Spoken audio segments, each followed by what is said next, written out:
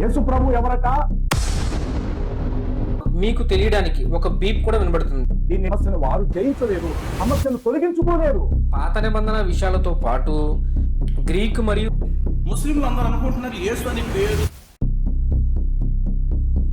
ఇప్పుడు చూడండి, ఒకవైపు యేసు వారు పరిశుద్ధుడు బాగా సరిపోతుందండి ఈ మాట. భూమి మీద ఉండకుండా పరిసరించేశాడు. సత్యానికి ఒక మాట తెలుసా నీకు? నీచకరమైన వాడు, నీచకరమైన మాటలు. అప్పుడు యేసుక్రీస్తు వారు తిడుతున్నారు శిష్యుల్ని. విశ్వాసము లేని మూర్ఖతరము వారులారా, నీకు ఖురాన్ కోసం నీకేం తెలుసు? ముందు నీ ఖురాన్ కోసం నీకేం తెలుసా? అది తక్షణం వీళ్ళు పడును అన్న చూసగా ఆ మాట యొక్క కొండంత పరమార్థం.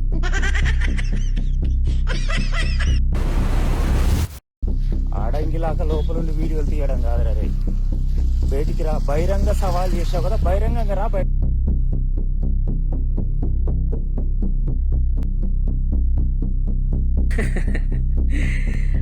మనం తప్పు పట్టడం కాదు కానీ చూపిస్తుంది బైబిల్. అదే మత్తెక్కించే ద్రాక్ష రసంలో. బొమ్మ రెడీ అవుతుంది. కుదిరితే మార్కెట్లోకి రేపు వదిలేద్దాం.